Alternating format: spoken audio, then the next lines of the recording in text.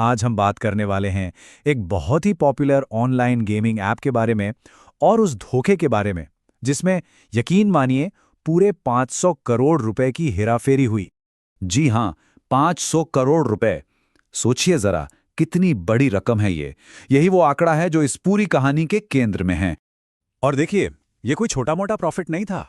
नहीं, ये उस गेमिंग ऐप का पूरा बैंक बैलेंस था। पूरा का पूरा, जिसे अथॉरिटीज ने तब सीज कर लिया जब इसके फाउंडर्स को गिरफ्तार किया गया। तो सवाल ये उठता है कि आखिर इतनी बड़ी कार्रवाई हुई कैसे? ये पूरी जांच शुरू कहां से हुई? चलिए इसी को समझते हैं। तो देखिए, इस कहानी के जो मेन किरदार हैं वो हैं विंजो के फाउंडर्स पवन नंदा और सौम्या सिंह राठौड़। और एक्शन किसने लिया? एनफोर्समेंट डायरेक्टरेट यानी ईडी ने।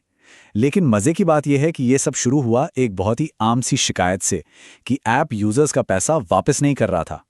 और फिर चीजें बहुत तेजी से बदलीं। हुआ ये कि 1 अक्टूबर को भारत सरकार ने असली पैसे वाले ऑनलाइन गेमिंग ऐप्स पर बैन लगा दिया। अब इस बैन के बाद विंजो अपने यूजर्स के रिफंड प्रोसेस नहीं कर पाया। बस यहीं से लोगों ने ऑफिशियल शिकायतें फाइल करना शुरू कर दिया। लेकिन जब जांचकर्ताओं ने इस मामले की गहराई में जाना शुरू किया तो उन्हें कुछ ऐसा मिला जिसने सबको चौंका दिया।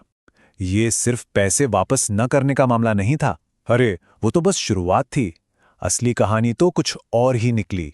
तो धोखा था क्या? देखिए, वादा तो ये किया गया था कि लोग असली प्लेयर्स के साथ एक मजेदार और फेयर लूडो का गेम खेल रहे हैं, पर हकीकत ये थी कि वो असल में एक कंप्यूटर बॉट के खिलाफ खेल रहे थे। और ये कोई आम बॉट नहीं था। इसे खास तौर पर जीतने के लिए ही डिजाइन किया गया था। मतलब हारना तो तय था। अब समझते हैं कि ये पूरा सिस्टम काम कैसे करता था। बहुत सिंपल था। स्टेप 1, प्लेयर असली पैसे की बेट लगाता था। स्टेप 2, ऐप चुपके से एक बॉट को सामने वाले खिलाड़ी के तौर पर ले आता था। स्टेप 3, बॉट का जो एल्गोरिदम था वो ये पक्का करता था कि इंसान ही हारे। और आखिर में स्टेप 4, कंपनी प्लेयर के हारे हुए सारे पैसे अपनी जेब में रख लेती थी। मतलब एक ऐसा जाल बुना गया था जिसमें हार पक्की थी। तो अब सबसे बड़ा सवाल ये उठता है कि अगर गेम में इतनी बड़ी धांधली थी तो फिर ये कंपनी इतनी बड़ी, इतनी पॉपुलर कैसे बन गई? इसका जवाब छिपा है इसकी मार्केटिंग स्ट्रेटजी में। पता है, एक वक्त था जब इस कंपनी को फंडिंग के लिए स्ट्रगल करना पड़ रहा था। लेकिन फिर आए बड़े बड़े सेलिब्रिटी, MS धोनी जैसे बड़े नाम, और ना जाने कितने इन्फ्लुएंसर्स ने इसे प्रमोट करना शुरू कर दिया। और बस इसी से लोगों में एक भरोसा पैदा हुआ और देखते ही देखते करोड़ों यूजर्स इससे जुड़ गए। लेकिन कहानी यहीं खत्म नहीं होती। जांच का एक और पहलू है जो हमें देश के बाहर ले जाता है। इन्वेस्टिगेटर्स ने सिर्फ भारत में ही नहीं बल्कि पैसे के लेन देन का पीछा करते करते दुनिया के दूसरे कोनों तक पहुंच गए। और पता है क्या सामने आया? आरोप ये है कि करीब वही 500 करोड़ रुपए, इतनी बड़ी रकम गैर कानूनी तरीके से देश के बाहर भेज दी गई थी। और ये पैसा गया कहाँ? इसका रूट बड़ा ही सीधा साधा था।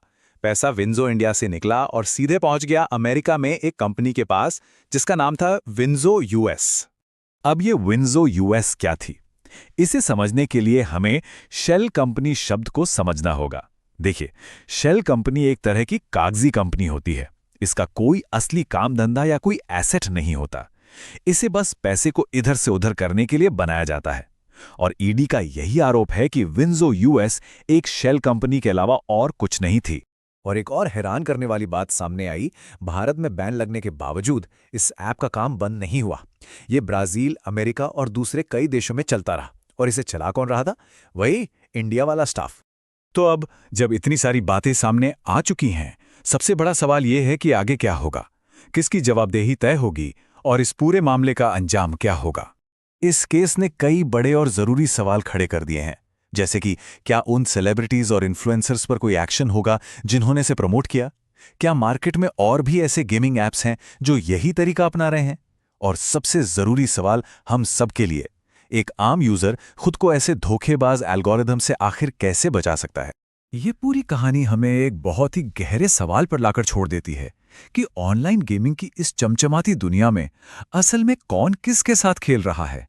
प्लेयर गेम के साथ या गेम प्लेयर के साथ?